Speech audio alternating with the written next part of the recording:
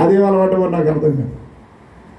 Phone చేయలేదు. ఎలా ఉన్నాడంటే, అయ్యా కీబోర్డ్ నేర్చుకున్నాడు, ఇప్పుడు పెళ్ళిళ్ళు కూడా కీబోర్డ్ వాయించేస్తున్నాడు, పాస్టర్ గారు నేర్పాడు. ఆ చర్చి దగ్గరే పడుకుంటున్నాడు. ఈ కుర్రాడు ఎక్కడ పడుకుంటున్నాడంట? ఎక్కడ పడుకుంటున్నాడమ్మా? చర్చి దగ్గర పడుకుంటున్నాడంట. ఆ సుబియర్ అనే కుర్రాడు, లాజర్ కొడుకు. వాడు ఇక్కడికి వచ్చిన కొత్తలో, అంకులు పాస్టర్ గారు నన్ను అంకుల్ అంటాడు. అంకుల్ మీ చర్చి కుర్రోళ్ళు ఎవరు రారా చర్చి దగ్గరికి? మేము సాయంత్రం అయిపోతే చర్చి దగ్గరికి వెళ్ళిపోయి అక్కడ పాస్టర్ గారికి ఏమైనా పని ఉండి చేసేసి ఆ చర్చి దగ్గర పడుకుని పోతాం. ఆ లేదు పెడితే లేదు భోజనానికి ఇంటికి వచ్చి మళ్ళీ వెళ్ళిపోతాం. అంకులు ఎవరు రారా ఇక్కడికి అని అడిగాడు. పోనీ ఇక్కడి నుంచి వెళ్ళిపోయిన తర్వాత మళ్ళీ ఆ కుర్రోడు ఎక్కడికి వెళ్ళాడు? ఆ చర్చి దగ్గరికి వెళ్ళిపోయి పడుకుంటున్నాడట. ఏదేముంది మరి, సమయానికి అంత పేరు ఎందుకు వచ్చింది? అన్న అక్కడ మందిరంలో పెట్టినంత మాత్రం సరిపోయిందా? అలా తరిపిది చేసింది. మందిరంలోకి వచ్చి పెట్టేకి మళ్ళీ ఆడికి వెనక్కి రాకూడదు అనుకుంది. ఆ పాస్టర్ గారి దగ్గరే ఉండిపోయాడు. పాస్టర్ గారు కాలు ఎత్తుతున్నాడు, తనకు నూనె రాస్తున్నాడు, పక్క ఎత్తుతున్నాడు, తుడుస్తున్నాడు, దులుపుతున్నాడు, స్నానం చేయిస్తున్నాడు. ముసలైన కళ్ళు కనపడం బాగా వృత్తుడైపోయాడు. ఏలి ఇక ఏది కావాలంటే అదే అక్కడ మందిరంలో ఉండిపోయాడు. కుర్రోళ్ళు ఎప్పుడు తయారవుతారు దేవుని కోసం? ఇంకా ఎందుకో టైం దేవుడు ఇచ్చాడు. అసలు ఆయన ఉగ్రత టైం అయిపోయింది. ఇవన్నీ జరగబోయే అంత్యకాల ప్రవచనాలు ఇప్పుడు 70% నెరవేరిపోయాయి ఇప్పటికి. అంటే 70%, అందులో 70 రూపాయలు పోతే ఇంక 30 రూపాయలు మిగులుతుంది. ఇక ఏ క్షణము ఏ గడి ఏమైపోతుందో, ఇంకా ప్రభు ఆయన సంఘాన్ని తీసుకొని పోయేటువంటి గడియ దగ్గరికి వచ్చేసింది. బబులోను రాజులు పరిపాలించారు, మాదీయులు పరిపాలించారు, ప్రేమైన వెళ్ళరా. ఆ తర్వాత గ్రీకులు పరిపాలించారు, Aristotle, Plato, Socrates, Alexander the great. ఆ తర్వాత రోమన్ సామ్రాజ్యంగా ఇక క్రీస్తు పూర్వం దాదాపుగా 2వ శతాబ్దం నుంచి క్రీస్తు శకం 3వ శతాబ్దం వరకు దాదాపు 500 సంవత్సరాలకు పైగా రోమీయులు పరిపాలించారు. ఆ టైంలో క్రైస్తవ్యం పెరుగుతుందన్న మూమెంట్లోనే ఈ రోమీయులు క్రైస్తవులను అణిచివేయడం, ఆ చక్రవర్తులు హింసించడం, వాళ్ళ పండగ వినోదాలకి బలిగా గొర్రెలు మేకలు ఇచ్చినట్టు బలి చేసేవారు క్రైస్తవులైనవన్నీ. చాలా ఉదాహరణలు చాలా సందర్భాలు మీకు చెప్పాను నేను. ఆ తర్వాత నుంచి దేవుని సంఘం, క్రీస్తు సంఘం స్టార్ట్ అయింది. ఆదిమ సంఘం చెప్పాను కదా. ఇప్పుడు మన సంఘాల చరిత్ర మనం చెప్పుకుంటున్నాం. మొదటి 100 సంవత్సరాలు ఏ సంఘం? ఎఫెసు సంఘం. 100 సంవత్సరం మొదలుకొని ఆదివారం నాడు చెప్పుకుంటున్నాం. 100వ సంవత్సరం మొదలుకొని 314వ సంవత్సరం వరకు ఏ సంఘం? స్మరణ సంఘం. 314 నుండి 590 సంవత్సరం వరకు పెర్గము సంఘం. 590 నుంచి దాదాపుగా ఎప్పటి వరకు చెప్పారో మీరు చూసుకోండి. 1700 సంవత్సరాలు, 1500 సంవత్సరాల వరకు. ఏంటమ్మా ఈ సంఘాలన్నీ పరిపాలన కాలాలలో జరుగుతున్నాయి. పెర్గము తర్వాత సార్దీస, తుయితైర సంఘం, తర్వాత సార్దీస్ సంఘం. ఇప్పుడు మనం లవొదికయ, ఫిలదెల్ఫియా 2 సంఘాల పరిపాలనలో ఆ సంఘాలు నడుస్తున్నాయి. ఇప్పుడు ఓ పక్కనేమో ఫిలదెల్ఫియా జరుగుతుంది. అమ్మ వినండి, ఓ ప్రక్కన ఏం జరుగుతుంది? ఫిలదెల్ఫియా జరుగుతుంది. ఓ ప్రక్కన ఏం జరుగుతుంది? లవొదికయ జరుగుతుంది. ఫిలదెల్ఫియా అంటే సహోదర సంఘం, ప్రభువుని అంటి పెట్టుకొని, ప్రభువుని అన్వేషిస్తూ, ప్రభు కోసం ప్రయాసపడుతున్న క్రైస్తవ సంఘం. తిండున్నా లేకపోయినా, నీళ్ళున్నా లేకపోయినా, ఏమున్నా లేకపోయినా, నేను చచ్చిపోయిన పర్లేదు, నాకు నా కుటుంబం ఏమి, నా దేవుడి కొరకు మేము జీవిస్తామన్నట్టు ప్రభువుని వెతికి వెంటాడేటువంటి సంఘం ఫిలదెల్ఫియా సంఘం. మరో సంఘం లవొదికయ సంఘం. ఏం తిందామా, ఏం త్రాగుదామా, ఏం ధరించుకుందామా, ఈ లోకంలో ఏమి సమకూర్చుకుందామా, లోక మర్యాద, తలనిండా పూలు పెట్టుకొని, రోజుకో మోడల్ బట్టలు వేసుకొని, జుట్టు ఓసారి పెంచడం, ఓసారి మధ్యలో కత్తిరించడం, ఏమండి ప్యాంట్ ఏమో కన్నాలు పెట్టుకోవడం, జాకెట్లు ఏమో ఓ పక్కుంటో పక్క లేకుండా వేసుకోవడం. అన్యుల గురించి మాట్లాడట్లేదు, దేవుని పిల్లలు కూడా. దేవుని సన్నిధికి వచ్చినప్పటికి సరైన ఒంటి నిండా పట్టేసుకొని రాని పరిస్థితి. సంఘమే, దేవుని ప్రజలే. ఏం జరుగుతుంది? లవోదికీయ సంఘం ప్రభు బల్ల ఆరాధనకి సిద్ధపాటు లేదు, ఉపవాస ప్రార్థనకు సిద్ధపాటు లేదు. బుద్ధి పుడితే వస్తున్నారు, లేదు మానేస్తున్నారు. లవోదికీయ లోకానుసారమైన సంఘం. ఆ సంఘం గురించి దేవుడు ఏమంటున్నాడు? నేను నోటి నుండి ఉమ్మేసేస్తాను, ఇంకా నాకు సంబంధం లేదు. నా స్వరం విని తలుపు తీస్తేనే ఎంట్రన్స్ ఉంటుంది. వినడానికి ఏది వినడానికి రావట్లేదు కదా. వినేది ఇంకెక్కడ? వాక్యం చదవట్లేదు, ఇంక వినేది ఎక్కడ? ఈ రోజున మనం జ్ఞాపం చేసుకోండి. తాగేవాడు తాగడు మాండు, ఖైని మాండు, వ్యభిచార తలపులు మానరు, పనికి వాళ్ళ చూపులు మానరు. భ్రష్టమైనటువంటి మనస్తత్వం దేవుడికి ఇష్టం కాదు. లోకము దాని స్నేహం, లోకమును దాని ఆశలు గతించిపోతాయి. ఈ లోక స్నేహం దేవుడికి విరోధం. అయినప్పటికీ వింటూనే ఆ పని చేస్తున్నారు,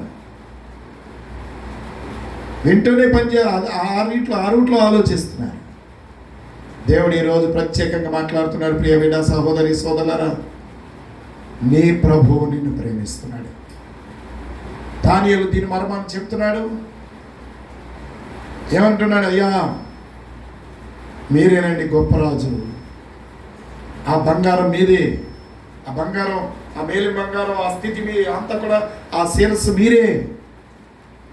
ఆ తర్వాత మీ తర్వాత ఏమవుతుంది? రాజ్యం క్షీణదశకు వచ్చేస్తుంది. మాదీయులు పరిపాలిస్తారు, మీ చేతిలోంచి వెళ్ళిపోతుంది. ఆ తర్వాత మాదీయుల దగ్గర నుంచి గ్రీకులు ఆక్రమించుకుంటారు. అది ఇత్తడి, వాళ్ళకి గొప్ప జ్ఞానం ఉంటుంది. అబ్బో, అదే అలెగ్జాండర్ ది గ్రేట్ చెప్పానేమన్నా. 32 సంవత్సరాల వయసులో చచ్చిపోయాడు దోమ కరిసి. ఏం కరిసి? ప్రపంచం అంతటిని జయించేశాడు అలెగ్జాండర్ చక్రవర్తి. 32 సంవత్సరాల వయసు, అంటే నాకంటే 18 సంవత్సరాలు చిన్నోడు చచ్చిపోయాడు. దారం అంతా జయించి విజయోత్సవంతో తిరిగి వెళుతుండే ఓ దోమ కరిసిందంట, దారిలో చచ్చిపోయాడంట. అప్పుడు చెప్పాడంట, అరే పక్కన ఉన్న బట్టలు అన్నాడంట, అరే అబ్బాయి సమాధి చేసినప్పుడు నా 2 చేతులు పైకి పెట్టండి రా, అవి ముయ్యొద్దు, లోపల తొయ్యొద్దు అన్నాడట. అంటే ఆ పెట్టికి కన్నంలో వచ్చి చేతులు ఎక్కడ ఉండాలి? బయటకు ఉండాలి. ఇలా పైకి సాపి ఇలా ఉండాలంట. ఏం మహాప్రభు ఏంటంటే అలా చెప్తున్నారు అంటే, నా ఆఖరి కోరిక ఇది. ఎందుకంటే నేను అంతా సంపాదించాను, సర్వలోకాన్ని సంపాదించాను, కానీ ఖాళీ చేతులతో వెళ్ళిపోతున్నాను. అందరూ తెలుసుకోవాలి ఈ సంగతి. ఇప్పటికీ అలాగే ఉంటుందంట సమాధి.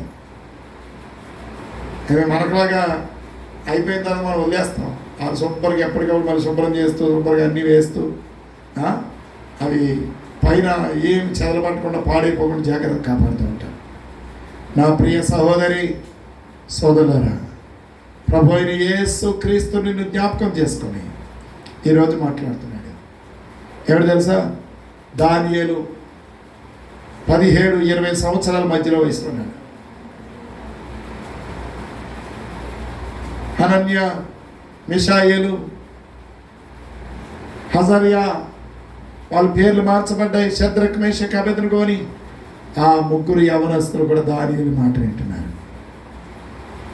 వాళ్ళు కలిసి ప్రార్థన చేశారు, వాళ్ళు కలిసి ఏమైనా చేస్తున్నారు. ఇంకా వాళ్ళ గురించి ప్రభుత్వం అయితే 3వ అధ్యాయం మనం ధ్యానించబోతున్నాం. ప్రేమ వల్ల మనకు తెలిసిన చరిత్ర అది. దానియేలు 10 పాయింట్లు మీకు చెప్పాను ఈరోజు.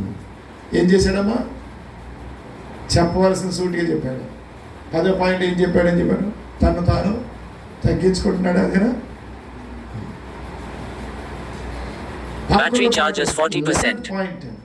Battery charges 40%. 11వ పాయింట్ ఏంటి తెలుసా మీకు? అది రాజు కరెక్టే చెప్తున్నాడు. ఇక నీ రాజ్యం నీ చేతిలో ఉంటుందయ్యా, నీ తర్వాత నశించిపోతుంది, పతనం అయిపోతుంది అని చెప్పాడు. కాబట్టి ఈ 11 విషయాలు చెప్పిన దేవుడు దానియేలు చెప్పాడు. అందుకని దానియేలు క్రెడిట్ పెరిగింది. అందుకే అక్కడ మీరు చూడండి, 4వ భాగంలోకి మనం ప్రస్తుతం ప్రేమైన వల్లరా ఆ 4వ భాగంలోకి వెళ్ళే ముందు 45వ వచనం చూస్తాం. 3వ భాగంలో చేతి సహాయము లేక పర్వతము నుండి తీయబడిన ఆ రాయి ఇనుమును, ఇత్తడిని, మట్టిని, వెండిని, బంగారమును పగలగొట్టగా తమను చూచితిరే. ఇందువలన మహాదేవుడు ముందు జరగబోవు దానిని రాజుకు తెలియజేసి ఉన్నాడు. కళ నిశ్చయము దాని భావము కూడా ఎటువంటిది? నమ్మదగినది, అది ఖచ్చితంగా జరుగుతుందని చెప్తున్నాడు. ఇక 4వది చివరి భాగం మనం చూసినప్పుడు, అంతటా రాజుకు నెబుకద్నెజరు దానియేలుకు సాష్టాంగ నమస్కారం చేసి అతని పూజించి నైవేద్య ధూపములు అతనికి సమర్పింప ఆజ్ఞాపించెను. మరియు రాజు ఈ మర్మమును బయలుపరచుటకు నీవు సమర్థుడవైతివే. నీ దేవుడు దేవతలకు దేవుడును రాజులకు ప్రభువును మర్మములు బయలుపరచువాడునై ఉన్నాడు అని దానియేలునకు ప్రత్యుత్తరమిచ్చెను. అప్పుడు రాజు దానియేలును బహుగా హెచ్చించి అనేక గొప్ప బహుమానములు ఇచ్చి అతనిని బాబెలు సంస్థానం అంతటి మీద అధిపతిని గాను బాబెలు జ్ఞానులందరిలో ప్రధానునిగాను నియమించాను. అంతటా దానియేలు రాజునొద్ద మనవి చేసి కొనగా రాజు షద్రకు, మేషకు, అబేద్నెగోను అనేవారిని బాబెలు సంస్థానం మీద విచారణకర్తలనుగా నియమించెను. అయితే దానియేలు రాజు సన్నిధిని ఉండెను. ఇక్కడ కలిగిన మనం చూస్తున్నాం. చూడండి, మొట్టమొదట దానియేలు ఈ 11 విషయాలు చేయటం బట్టి దానియేలుకు ప్రయోజనం ఏం కలిగింది చూద్దాం. 1, అంతటా రాజుకు నెబుకద్నెజరు ఏం చేశాడు? దానియేలుకు సాష్టాంగ నమస్కారం చేశాడు. ఏం చేశాడమ్మా చెప్పండి? దానియేలుకి సాష్టాంగ నమస్కారం చేశాడు. ఎవరు? రాజైన నెబుకద్నెజరు. 2వది, అతని పూజించాడంట. దానియేలు ఏం చేశాడు? పూజించాడు. 3వది, నైవేద్య ధూపములు అతనికి సమర్పించండి అని ఆజ్ఞాపించాడు. 4వది, మరియు రాజు ఈ మర్మమును బయలుపరచుటకు నీవు సమర్థుడు అయితివే అంటే దానియేలుని పొగుడుతున్నాడు రాజు. 5వది, అప్పుడు దానియేలు వయసు ఎంత ఉంటుందండి? మహా అయితే ఒక 20 సంవత్సరాలు అనుకుందాం. పోనీ నీ దేవుడు దేవతలకు దేవుడును రాజులకు ప్రభువును మర్మములు బయలుపరచువాడునై ఉన్నాడు. ఇప్పుడు దానియేలునకు ప్రత్యుత్తరం ఇచ్చింది. ఇక్కడ చూడండి, 5వ పాయింట్ ఏంటమ్మా? దానియేలు యొక్క దేవుణ్ణి పొగుడుతున్నాడు, ఆరాధిస్తున్నాడు, హెచ్చిస్తున్నాడు. ప్రభుకి స్తోత్రం చెప్పండి. పాయింట్ నెంబర్ 6, అప్పుడు రాజు దానియేలును బహుగా హెచ్చించాడు. పాయింట్ నెంబర్ 6 ఏంటి? దానియేలును బహుగా హెచ్చించాడు. ఎవరు? రాజు హెచ్చించాడు. అనేక గొప్ప బహుమానాలు ఇచ్చాడు. 7వ పాయింట్ అది. 8వ పాయింట్, అతనిని బాబెలు బాబులోను సంస్థానం అంతటి మీద అధిపతిని గాను బాబెలు జ్ఞానులందరితో అందరిలో ప్రధానునిగాను నియమించాడు. చూసారా, సంస్థానం అంతటి మీద ఎటువంటి వాడట? అధిపతి అంట. పాయింట్ నెంబర్ 7 8 రాసుకోండి. తర్వాత పాయింట్ ఏంటి? జ్ఞానులందరికీ ప్రధానుడంట. పాయింట్ నెంబర్ 8 అమ్మా 9. మీరు రాస్తున్నారు లేదు అని అది చూసుకోండి. ఇకపోతే ప్రియులారా, దానియేలు ఇంకో పని చేస్తున్నాడు. అంతటా దానియేలు రాజునొద్ద మనవి చేసుకొనగా, అంటే దానియేలు 12వ పాయింట్, దానియేలు చేసిన 12వ పని ఏంటంటే, అయ్యో నాకేదో ఘనత వచ్చేసింది చాలు అనుకోలేదు. ఎవరి గురించి జ్ఞాపకం చేసుకుంటున్నాడు? తన స్నేహితులు, తనతో కలిసి ప్రార్థించిన, తనతో కలిసి కష్టపడుతున్న తన స్నేహితులు ఉన్నారే, తను హెచ్చించబడిన తర్వాత తన స్నేహితులను కూడా జ్ఞాపకం చేసుకుని, అయ్యా మహాప్రభు నాదో కోరిక, ఇవన్నీ మీరు చేశారు, ఇప్పుడు నాతో ఉన్నారే ఆ ముగ్గురు యవనస్తులు, శద్రకు మేషకు అబేద్నెగో అని ఆ ముగ్గురిని జ్ఞాపకం చేసుకోండి మహాప్రభు అని రాజును బ్రతిమలాడుకున్నాడు. 12వది. రాజుగారు వెంటనే వాళ్ళు ఏం చేశాడంట, ఇక్కడ పాయింట్ నెంబర్ 9 10 వేసుకోండి. ఆ స్నేహితులకు వాళ్ళు ఏం చేశాడు? ఆ ముగ్గురిని కూడా విచారణకర్తలుగా చేశాడు సంస్థను. అంటే విచారణకర్తలు అంటే తెలుసా మీకు? జడ్జెస్గా చేశాడు. ప్రభుకి స్తోత్రం చెప్పండి. హల్లెలూయా. వీళ్ళు ముగ్గురు ఎవరయ్యారు? శద్రకు మేషకు అబేద్నెగో ఎవరయ్యారండి? న్యాయమూర్తులు, జడ్జెస్ అయ్యారు. మీరు అన్ని పాయింట్లు రాసి నాకు చేస్తారో చెప్పండి. అయితే దానియేలు రాజు సన్నిధిని ఉండెను. దానియేలుకి ఘనత కలిగింది. ప్రియ సహోదరి సోదరులారా, మనము దేవుని చిత్తాన్ని, మనం ఎక్కడున్నా సరే, ఏ పరిస్థితిలో ఉన్నా సరే, ఏ స్థితిలో ఉన్నా సరే, మన దేవుని కొరకు మనం నిలబడగలిగితే, మన ప్రభువును మనం హెచ్చించగలిగితే, ఆయనకే ప్రధాన స్థానం మనం ఇవ్వగలిగితే, ఆనాడు చేసిన ఆ దేవుడే ఈనాడు కూడా చేయబోతున్నాడు. మరి నీ పిల్లలను, నీ భర్తను, నీ భార్యను, నీ తోబుట్టువులను ప్రభు బిడ్డలు అనిపించుకున్నారే, వాళ్ళని ఆ రకంగా తయారు చేయగలవా? ఈరోజు మోకరించు, కళ్ళు మూసుకోండి. నీ ప్రభు నిన్ను దర్శించాడు ప్రియ బిడ్డ. నీ ప్రభు నిన్ను దర్శించాడు ప్రియ సహోదరుడా. ఆయన నీతో మాట్లాడి ఉన్నాడు ప్రియ బిడ్డ. ఒక్కసారి నువ్వు ఆలోచన చేసుకోగలవా? నీ ప్రభుత్వంలో మాట్లాడగలవా? ఏదో ప్రార్థన అయిపోతుందమ్మయ్యా అన్నట్టు ఏదో మోకాలు వేసి తలకాయ కింద పెడుతున్నావా? మోకాల మీద నిలవబడు, చేతులు జోడించు, మోకాల మీద నిలబడు, చేతులు జోడించు. మోకాలు వచ్చిన వాళ్ళందరూ మోకాల మీద నిలబడాలి, చేతులు కింద పెట్టకూడదు. చేతులు జోడించు, కళ్ళు మూసుకుపోయి. స్త్రీలరా, దేవునితో మాట్లాడని సహోదరి సహోదరులరా, ఇప్పుడు వరకు ఆయన నీతో మాట్లాడి ఉన్నాడు. ఇప్పుడు నీవు ఆయనతో మాట్లాడవలసిన అవసరం. నీ స్థితి ఏమవుతుందో, నీ పరిస్థితి ఏమవుతుందో, ఇంకా ఎక్కడ అలాగే ఉండిపోతున్నావేమో, ఒకవేళ ఏదో కాలక్షేపం అయిపోతుంది అనుకుంటున్నావేమో.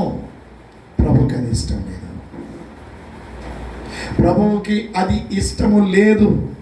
ఒకసారి ఆలోచన చేద్దాం. దానియేలు హెచ్చించినట్టుగా, దానియేలు యొక్క ముగ్గురు స్నేహితులు హెచ్చించినట్టుగా నీ పిల్లల్ని హెచ్చించాలనుకుంటున్నాడు, నిన్ను హెచ్చించాలనుకుంటున్నాడు. ఇంకా ఈ ఆఖరి స్థానం, ఒకవేళ ఈ భూమి మీద ఈ హెచ్చింపులు కలగకపోయినా, ఈ భూమి మీద నుండి మన జీవం తీయబడుతుంది. ఏ క్షణము, ఏ గడియ ప్రభు మోగబోతోంది. ఆ క్షణంలో ప్రభు దగ్గర ఆ మహిమ కిరీటం పొందుకొని ఆధిక్యతలను దేవుడు తీసుకెళ్తున్నాడు. మీలో ఎవరైనా వాక్యము చేత ప్రేరేపించబడితే అందరిలో ఆ మాటలు ఫలించులాగా ప్రార్థించాలని కోరుతున్నాను. మిగిలిన వారు మీరు మీ వ్యక్తిగతంగా ప్రార్థన చేసుకుంటూ ఉన్నారు. ప్రభుతో మాట్లాడండి. మౌనంగా ఉండి సైలెంట్గా ఉండే సమయం కాదు ఇది. నీ దేవుడితో మాట్లాడు, స్వరం ఎత్తి మాట్లాడు, నోరు తెరిచి మాట్లాడు. వాక్యమందలు ఫలించలాగా ఒకరు ప్రార్థించగలరు. స్తోత్రం దేవా, పరిశుద్ధుడా, మహోన్నతుడా, సర్వోన్నతుడా, సర్వశక్తిమంతుడా, ఆశ్చర్యకరుడా, ఆలోచనకర్త, నిత్యుడు తండ్రి, నీకు వందనాలు స్తోత్రాలు ప్రభా. ఇదిగో తండ్రి నాన్న, ఈ మధ్యాహ్న కాల సమయంలో ప్రభా మాతో నీ దైవజనులు ఆడుకుని నాతో మాట్లాడి ఉన్నావు దేవా తండ్రి. అవును ప్రభా, నన్ను తండ్రి నాన్న నీ కృపలో జ్ఞాపకం